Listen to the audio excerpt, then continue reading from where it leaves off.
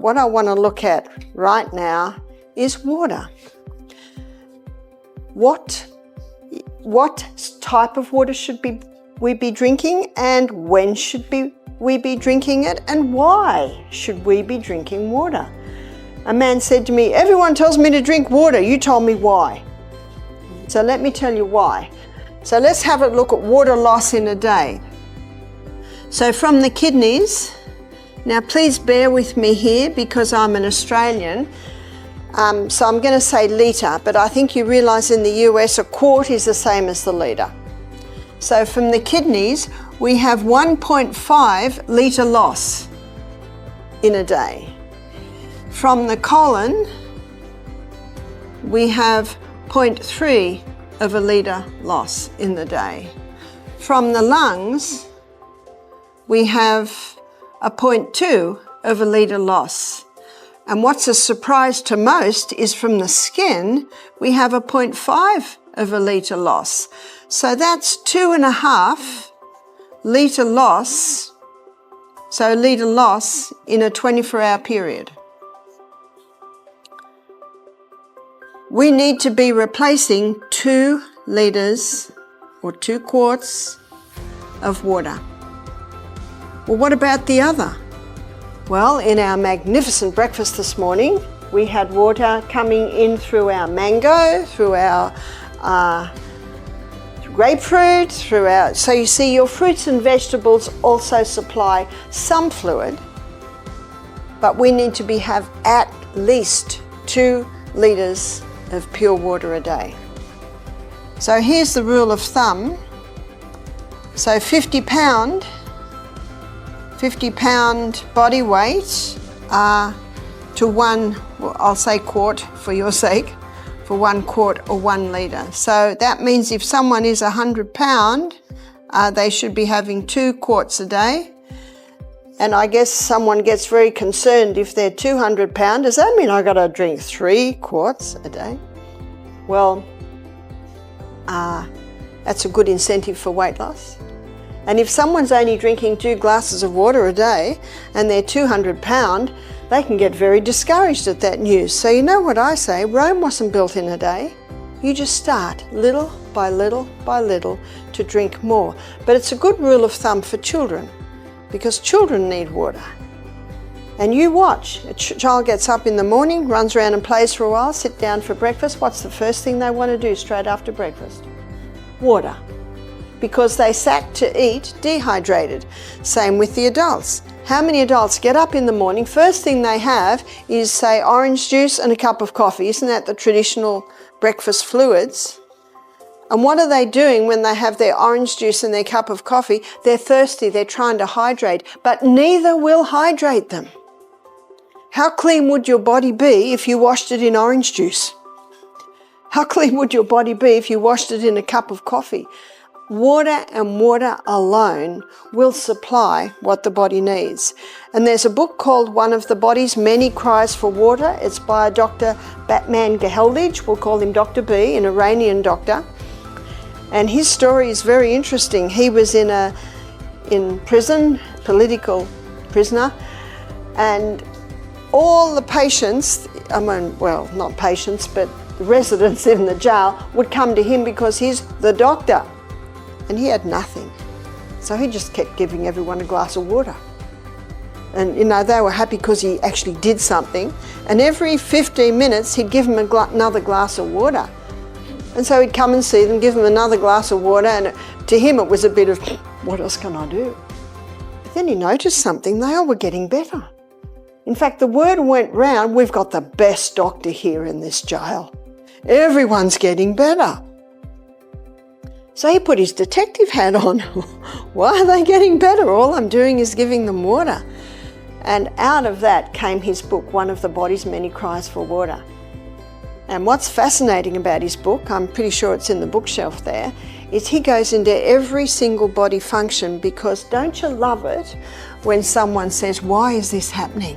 And then investigate and then write a book, and we can read that book and go, well, looky there.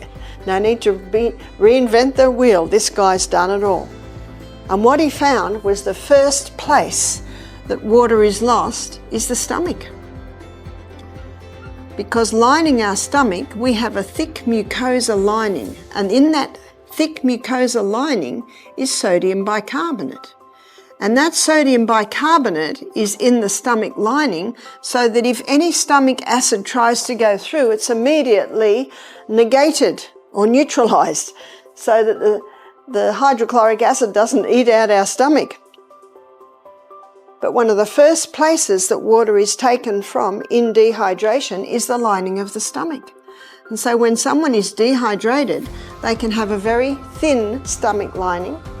And when there's a very thin stomach lining, there's no sodium bicarbonate in there. And so the stomach acid can easily start to eat its way through. And then because there's damage, our body's own microorganisms change roles and become the clean-up team. Remember Monday, where we looked at the cycle of life? And they change roles and become the clean-up team. Remember what its name is? Bacteria. And they've given them a name in the stomach. It's called Helicobacter. You've heard of it? Helicobacter pylori. Helicobacter pylori is blamed for stomach ulcers. Students, what's the cause of stomach ulcers? Well, the number one, it's actually dehydration.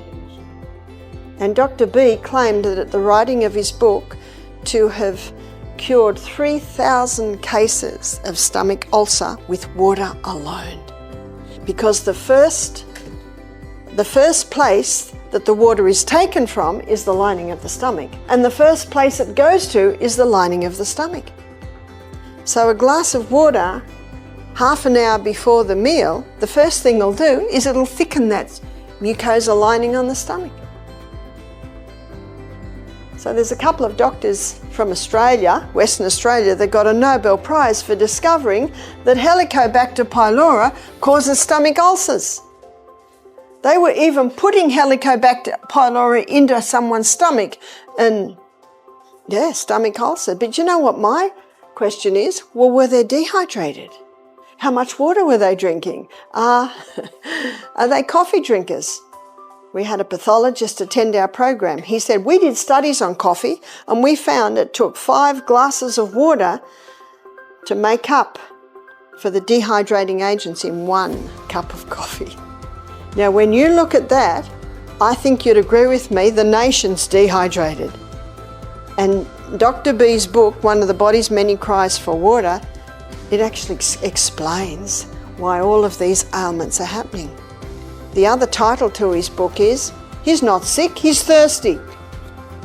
The other title to his book is, subtitle, don't treat thirst with medications. Because when you do take medications, what does that do to your hydration status? Lessens it even more. I know as a psychiatric nurse, you'd be talking to the patients and you can tell their mouth is dry by the way they're talking. So what do? Oh, Coke, coffee. Is that helping? Not at all. In fact, it's contributing to the fact that they're still in the psychiatric hospital, because our brain is 85% water. From the neck down, we're 75% water. Our brain is a hydroelectric system. No hydro, no electricity. A person can actually develop negative thought patterns in a dehydrated brain. And most people know that their headache possibly is due to dehydration. My husband rang me one day, 3 o'clock in the afternoon. He was driving. He said, I don't know what's the matter with me. I've got a migraine. I can hardly drive. So you know what my first question always is? How much water have you drank? And he went, oh dear. He said, I haven't drank any water since I woke up this morning. So he woke up in the morning and had water. He had breakfast. Must have got busy, had lunch, and now we are 3 in the afternoon. He is chronically dehydrated. So I said to him, please don't drink a whole glass of water. Please just have half a glass of water. A few minutes later, another half glass of water. A few minutes later, let it little by little go in. In conclusion, BarbaraONeill has highlighted the essential role water plays in supporting our health. from hydration and detoxification to its impact on digestion and cellular function. It's clear that something as simple as drinking water can profoundly influence our well-being, energy levels, and even mood. By understanding the body's need for pure, clean water, we can make simple yet powerful changes to improve our overall health. Thank you for joining us and exploring these insights from BarbaraONeill. Stay tuned and get ready to dive even deeper in part 2, where we'll uncover more fascinating ways to harness the power of water for a healthier life. See you there.